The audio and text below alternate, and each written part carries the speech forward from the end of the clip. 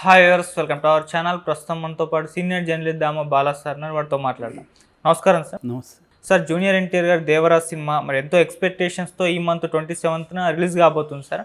అయితే ఇప్పుడు నందమూరి అభిమానులు ఈ దేవరాజ్ సినిమాని ఎలాగైనా ఫ్లాప్ చేయాలని చెప్పేసి పిలిపివ్వడం చూస్తున్నాం సార్. అందుకు సంబంధించి పోస్టులు కూడా నెగిటివ్గా పెడుతున్నారు. అసలు ఏం జరిగింది, ఎందుకు ఈ విధంగా వీళ్ళు పెడుతున్నారు? నిన్నే ట్రైలర్ రిలీజ్ అయింది, ఫుల్ పాజిటివ్ రెస్పాన్స్ వచ్చింది. అంతలోపే ఇటువంటి కామెంట్స్ రావడం అనేది జూనియర్ ఎన్టీఆర్ అభిమానులు అయితే ఆందోళనకు గురవుతున్నారు. మరి ఏం జరిగింది, ఎందుకు ఈ విధమైన డిసిజన్ తీసుకున్నారు? మరి ఇదే నేపథ్యంలో ట్రైలర్ నేను రిలీజ్ చేశారుగా, ఏ విధంగా ఉంది సార్ మీ రివ్యూ ఏంటి ట్రైలర్ పైన? ట్రైలర్ రివ్యూ పోయే ముందు అసలు జూనియర్ ఎన్టీఆర్ని డిజోన్ చేసుకోవడం నందమూరి ఫ్యాన్స్ అనేది కనిపిస్తుంది.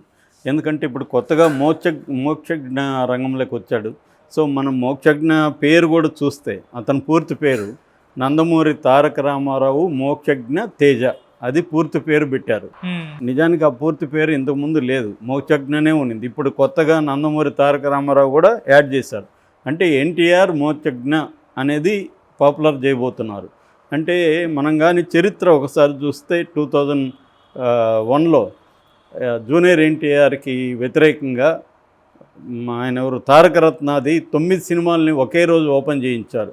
అంటే జూనియర్ ఎన్టీఆర్ని తొక్కేయాలని చెప్పి నందమూరి ఫ్యామిలీ అంతా కూడా ఒక ప్లాన్ చేసి మ్యాక్సిమం కమ్మ ప్రొడ్యూసర్ని తీసుకొని ఇతన్ని తొక్కేయాలని. ఎందుకంటే ఇతను హరికృష్ణ సెకండ్ వైపు కొడుకు, ఆమె ఏమో బ్రాహ్మణు కాబట్టి ఇతన్ని పుకార్లు కూడా పుట్టించారు. వీళ్ళ మదరు ముస్లిం అని కూడా చాలా కాలం పుకార్లు పుట్టించారు. సో ఇలాగ జూనియర్ ఎన్టీఆర్ని తొక్కేయాలనుకున్నారు, అది కాలేదు. అతను ఫీనిక్స్ అంటారు, అంటే తొక్కేస్తే కాల్చేస్తే మళ్ళీ పక్షి బూడిద నుంచి పైకి లేచినట్టుగా అతను లేచారు. దాంతో విధి లేక ఓన్ చేసుకోవాల్సి వచ్చింది. చంద్రబాబుకు కూడా జూనియర్ ఎన్టీఆర్ అవసరం ఏర్పడింది. దాంతో చంద్రబాబు రంగంలో దిగి నందమూరి ఫ్యామిలీలో అందరినీ జూనియర్ ఎన్టీఆర్ని యాక్సెప్ట్ చేసే విధంగా చేయడం, చంద్రబాబు బంధువుల అమ్మాయిని నార్నే కుటుంబానికి సంబంధించి పెళ్లి చేయడం, ఇవన్నీ చంద్రబాబు చేశాడు. అయితే దాని తర్వాత మళ్ళీ చంద్రబాబుకి జూనియర్ ఎన్టీఆర్ మధ్య గ్యాప్ వచ్చింది, కారణాలు ఏవైనా. దాంతో మళ్ళీ జూనియర్ ఎన్టీఆర్ని డిజోన్ చేసుకున్నది నందమూరి ఫ్యామిలీ, ముఖ్యంగా బాలకృష్ణ ఆ మధ్య కూడా ఎలా రియాక్ట్ అయ్యాడు చూసాము. పెద్ద ఎన్టీఆర్ వర్ధన్ సందర్భంగా బ్యానర్ని ఇప్పుడే తీసేయని మాట్లాడడం చూసాము. ఇలా ఘర్షణ అనేది మళ్ళీ పెరుగుతుంది. ఇది రాజకీయ వాతావరణం తీసుకుంది. ఎందుకంటే జూనియర్ ఎన్టీఆర్ డైరెక్ట్గా తెలుగుదేశానికి సపోర్ట్ చేయలేదు, సైలెంట్గా ఉన్నాడు. వైసీపీ వాళ్ళు జూనియర్ ఎన్టీఆర్ ఫ్లెక్సీల్ని అవన్నీ వాడుకుంటుంటే అక్కడ ఎక్కడ ఖండించలేదు. ఇలాగా జూనియర్ ఎన్టీఆర్ మీద తెలుగుదేశంలో చాలా అసంతృప్తి అనేది పెరిగింది. సో అట్లాగే శత జయంతి, సీనియర్ ఎన్టీఆర్ శత జయంతికి పిలిస్తే కూడా ఇంటికి వెళ్ళి జూనియర్ ఎన్టీఆర్ రాకుండా మాలేను ఎక్కడికి వెళ్ళాడు. సో ఇలాగా కంప్లీట్గా జూనియర్ ఎన్టీఆర్ ఇండైరెక్ట్గా వైసీపీకి ఉపయోగపడుతున్నాడన్న నెరేటివ్ జనంలోకి వెళ్ళింది. అది జూనియర్ ఎన్టీఆర్ వైపు నుంచి కూడా ఆ ప్రాబ్లం ఉంది. జూనియర్ ఎన్టీఆర్కి ఏంటంటే తాను ఒక లోకేష్కి సెకండ్ ఫిడిల్ కాదలుచుకోలేదు రాజకీయాల్లో ఉంటే తన తాతలాగా తాను ఓన్గా రంగంలోకి దిగాలనేది ఉంది. దానికి ఇంకా టైం ఉంది. అతనికి ఇప్పుడు ఎంత అరౌండ్ 40 ఇయర్స్ కాబట్టి పెద్ద ప్రాబ్లం లేదు. అందుకని అతను సినిమా మీద, కెరీర్ మీద ఫోకస్ చేశాడు. అయితే ఇప్పుడు ఆంధ్రప్రదేశ్లో రాజకీయాలు ఎలా ఉంటాయో మనకు తెలుసు. ప్రతిదీ రాజకీయమే, రాజకీయం కాందేది అక్కడ లేదు. అవును. సో ఈ కాంటెక్స్లో ఇప్పుడు బాలకృష్ణ కొడుకు ఎప్పటి నుంచో మోక్షజ్ఞ ఎప్పుడు అంటూ వచ్చారు. మొత్తానికి ఇప్పుడు రంగంలోకి దింపారు. ప్రశాంత్ వర్మ డైరెక్షన్లో రాబోతుంది. ఆల్రెడీ మొన్న ఒక పోస్టర్ కూడా రిలీజ్ చేశారు, అతని స్టిల్ కూడా రిలీజ్ చేశారు. ఈ కాంటెక్స్ట్లో ఇప్పుడు దేవర రిలీజ్ అవగానే ఒక్కసారిగా, ఎందుకంటే దేవర సినిమా ఎప్పటి నుంచో వెయిటింగు, అది ఇప్పుడు సెప్టెంబర్ 27న రిలీజ్ అవబోతుంది. దాదాపు 6 సంవత్సరాల తర్వాత జూనియర్ ఎన్టీఆర్కి సోలో సినిమా 2018లో అరవింద్ సమేత తర్వాత సోలో సినిమా. ఎందుకంటే త్రిబుల్ ఆర్ అనేది సోలో కాదు, మనకు తెలుసు. రామ్ చరణ్తో కూడా స్క్రీన్ టైం పంచుకున్నాడు. అందులో కూడా రామ్ చరణ్కి స్క్రీన్ టైం ఎక్కువ ఉంది, ఎన్టీఆర్కి తక్కువ ఉంది.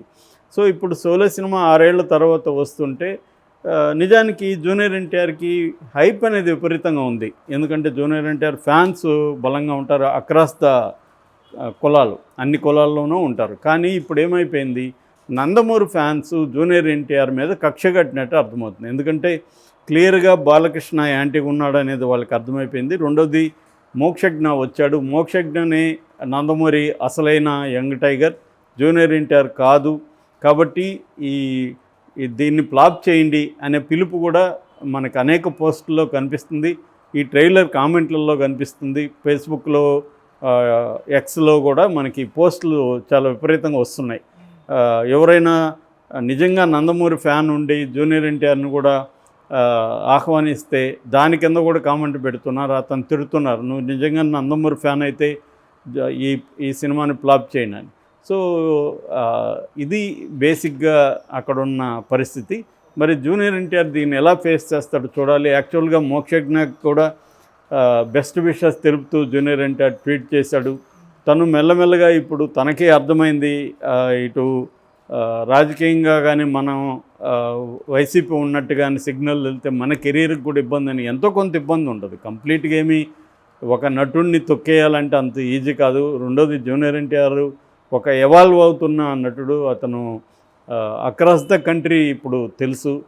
ఈ సినిమా కూడా దాదాపు 5 భాషల్లో రిలీజ్ చేస్తున్నారు, పాన్ ఇండియా సినిమా లాగా. కాబట్టి ఒక నటుడిని ఎవరు అనుకుంటే సాధ్యం కాదు. అది అప్పుడే సాధ్యం కాలేదు, అప్పుడు అతనికి ఇంకా ఎస్టాబ్లిష్ కాలే. ఇప్పుడు ఎస్టాబ్లిష్ అయ్యాడు. ఇప్పుడు తీసుకొచ్చి మోక్షజ్ఞని పోటీగా నిలబెట్టడం అంటే సాధ్యం కాదు. మోక్షజ్ఞకి నిలదొక్కోవడానికే చాలా టైం పడుతుంది. మనం చూస్తున్నాం అఖిల్ లాంటి వాళ్ళు ఇప్పటికి కూడా నిలదొక్కోలేకపోతున్నాం, నాగార్జున కొడుకు.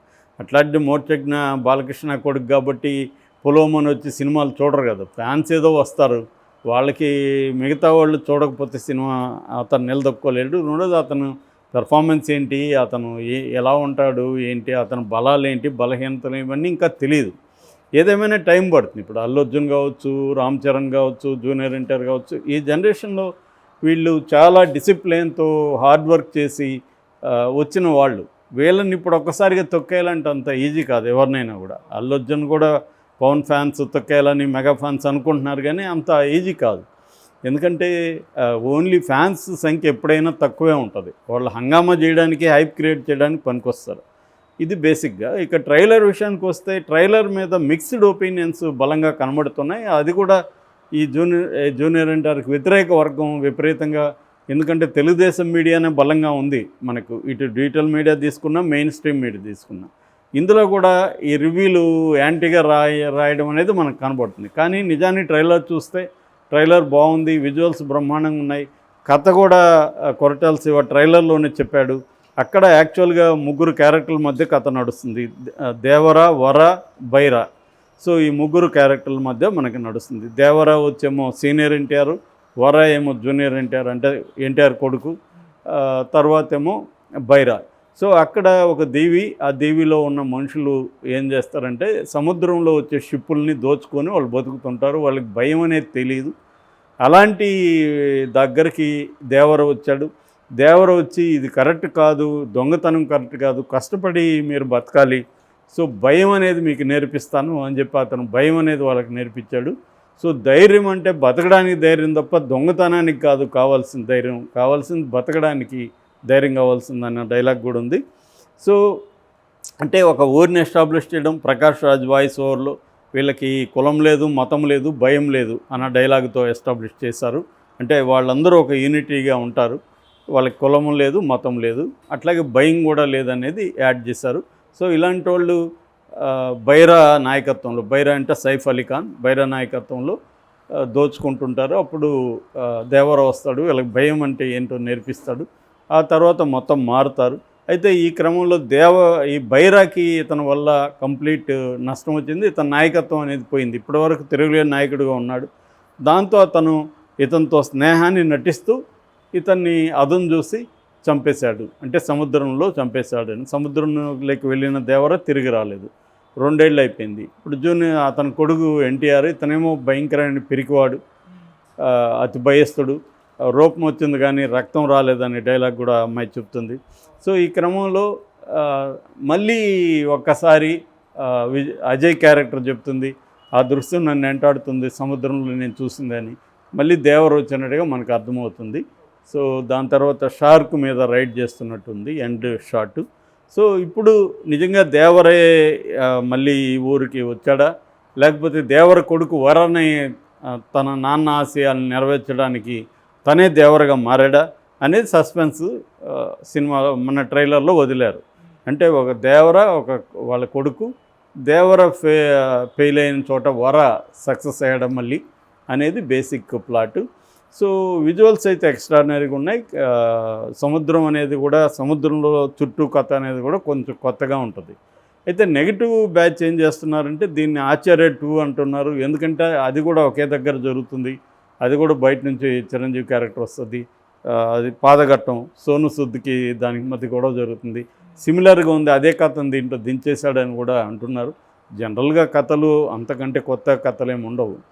సో ఏదేమైనా ట్రైలర్ అయితే రెస్పాన్స్ అయితే బ్రహ్మాండంగా క్రియేట్ చేసింది. యాంటీగా కూడా ఎన్టీఆర్కి అంతే ఇది ఉంది. కాబట్టి ఇది నిజంగా ఛాలెంజ్. ఏమాత్రం బాగాలేకపోయినా దీన్ని కంప్లీట్గా నెగిటివ్ టాక్తో చంపేయాలని ట్రై చేస్తారు. అయితే జూనియర్ ఎన్టీఆర్ నిన్న కూడా చాలా కాన్ఫిడెన్స్ ఎక్స్ప్రెస్ చేశాడు. ముఖ్యంగా లాస్ట్ 40 minutes